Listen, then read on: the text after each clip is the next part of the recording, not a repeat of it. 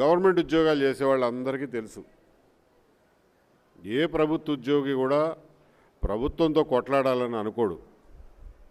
ఏదైనా చిన్న చిన్న ఇబ్బందులు వచ్చినా కానీ ఎవరో ఒకరిని బతిమాలుకుని లేకపోతే సమాధానం ఇచ్చుకుని ఎక్స్ప్లెనేషన్ ఇచ్చుకుని దీని నుంచి బయటపడదామని అనుకుంటారే తప్ప గవర్నమెంట్తో పోట్లాడ పెట్టుకోవాలని ఎవరో అనుకోరు.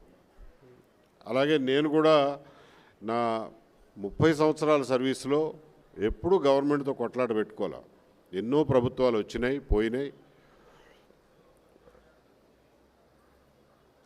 ఎన్నో ప్రభుత్వాల్లో నాకు కొన్ని చేదు అనుభవాలు ఎదురైనప్పటికీ కూడా దులుపుకొని సరే పోనీ ఈ ప్రభుత్వం పోయినాక మళ్ళీ ఇంకొక ప్రభుత్వం వస్తుంది, ఈ పోస్టింగ్ కాబట్టి ఇంకొక పోస్టింగ్ అన్నట్లు ఉన్నావే తప్ప ఏనాడు నేను గవర్నమెంట్తో గొడవ పెట్టుకోలే.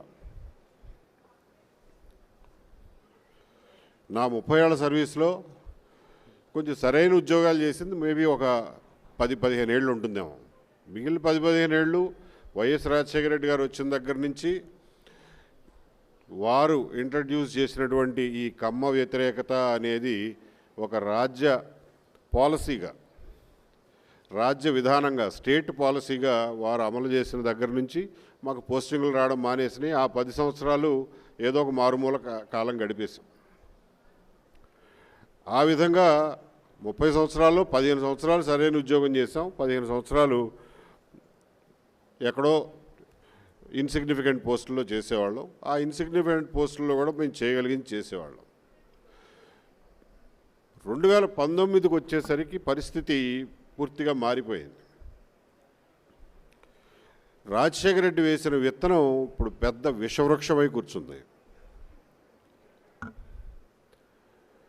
అది ఏమాత్రం వెరప లేకుండా మంచి మర్యాదలకి, రాజకీయాల్లో గౌరవానికి, అడ్మినిస్ట్రేషన్లో సంప్రదాయాలకి ఏమాత్రం విలువ ఇవ్వకుండా కమ్మవారిని ఓపెన్గా, టార్గెటెడ్గా వాళ్ళని అణిచివేత ఒక యుద్ధ కార్యక్రమంలాగా యుద్ధం ప్రకటించారు.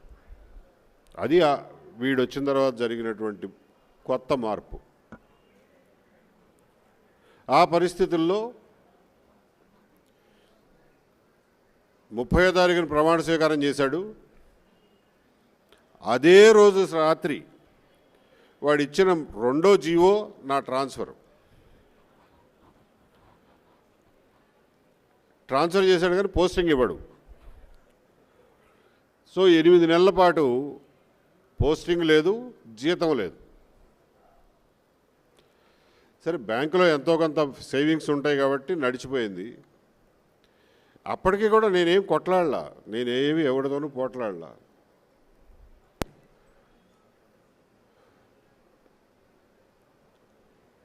అజయ్ కల్లాం దగ్గరికి 2-3 సార్లు పోయి ఏమంటే పోస్టింగ్ ఇవ్వకపోతే ఇవ్వకపోయారు బాగానే ఉంది, మరి జీతం కూడా ఇవ్వకపోతే ఎట్లా బతుకుతామా, మేమేమి అంత ఆస్తులు ఉన్న వాళ్ళం ఏం కాదు, అదిగాక రోజువారీ ఖర్చులు జీతాలు వస్తే కానీ నడవు అని చెప్పంటే ఆయన కూడా ఒక కాగితం పెట్టండి చూద్దాం అన్నాడు. కాగితం పెడితే గవర్నమెంట్ ఫైల్ కదులుతుంది, ఏ కాగితం లేకపోతే ఎవడు చెప్పినా ఎవడు వినడు, నోటి మాట ద్వారా చెప్తే అన్నాడు. ఆయన చెప్పాడు కదా అని చెప్పి జనవరి 6వ తారీఖున 2020 సంవత్సరం జనవరి 6వ తారీఖున బాబు నాకు పోస్టింగ్ ఇవ్వండి, ఇవ్వకపోతే కనీసం జీతం అన్న ఇవ్వండి అని చెప్పి ఒక లెటర్ పెట్టా. ఒక్క పారాగ్రాఫ్తో 4 వాక్యాల్లో. ఏమి స్పందన లేదు.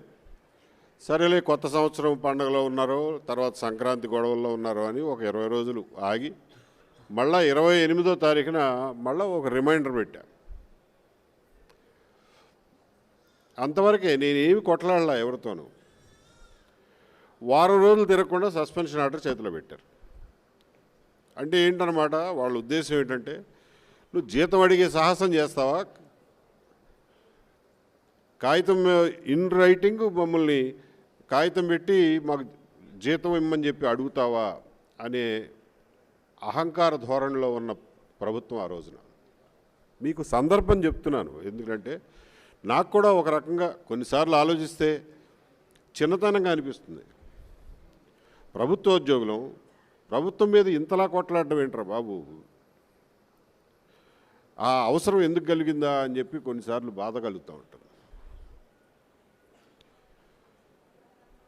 సస్పెండ్ చేశాడు. సరే, సస్పెండ్ చేస్తే దాంట్లో ఏం కాగితం ఉందో అది ఒక అధికారిక ప్రాసెస్. సస్పెండ్ చేస్తే అరే బాబు నీ మీద ఈ అభియోగాలు అనేది చెప్పాలి.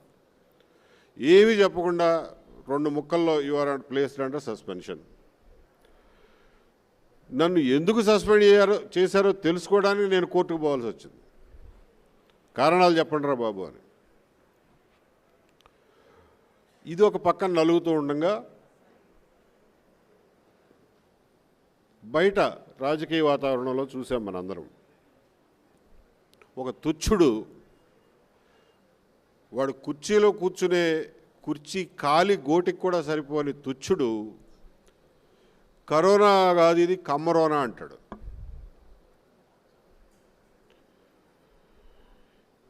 ఇంకొకటి చీఫ్ మినిస్టర్ చైర్లో కూర్చున్న వెధవ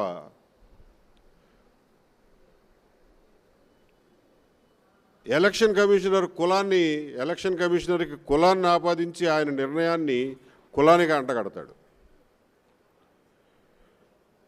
మళ్ళీ వాడే అదే నోటితో వ్యాక్సిన్ కనిపెడితే ఆ వ్యాక్సిన్కి కూడా కులాన్ని అంటగడతాడు. ఒక క్రికెటర్ని తీసుకొచ్చి నాకు సెలక్షన్ రావడానికి కమ్మోడు కారణం, వాడు సెలెక్టర్గా ఉండటం వల్ల నేను టెస్ట్ సిరీస్కి ఆడలేకపోయానని చెప్పి వాడితో చెప్పిస్తాడు. Which is completely false. అందులో ఏమన్నా నిజం ఉంటే అనుకోవచ్చు, విచ్ ఈస్ కంప్లీట్లీ ఫాల్స్. ఆ వాతావరణంలో మనం ఆ రోజున బ్రతికాం.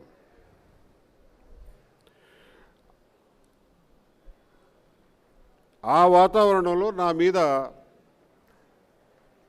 ఒక లేనిపోయిన నింద వేయడమే కాకుండా నేను ఏ విలువల కోసమైతే కట్టుబడి 30 సంవత్సరాలు ఉద్యోగం చేశానో ఆ విలువలనే టార్గెట్ చేశాడు. కాబట్టి అవతలున్నది గవర్నమెంట్ అయినా భగవంతుడైనా కానీ తిరగబడకుండా ఉండను.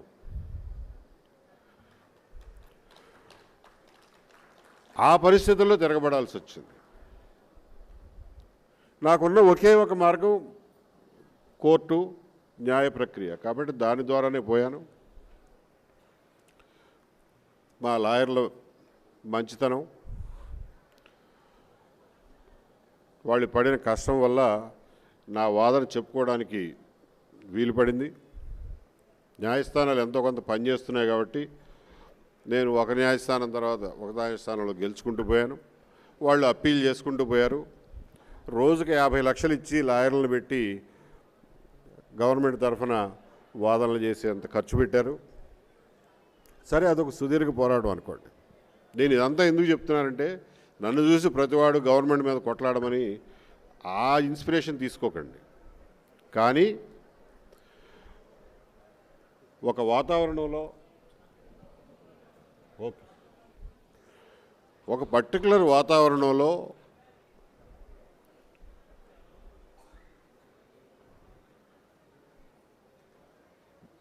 మూలక నెట్టబడిన నాడు తిరగబడడం తప్ప వేరే మార్గం ఉండదు. దానికి మానసికంగా మనం అందరం సిద్ధంగానే ఉండాలి.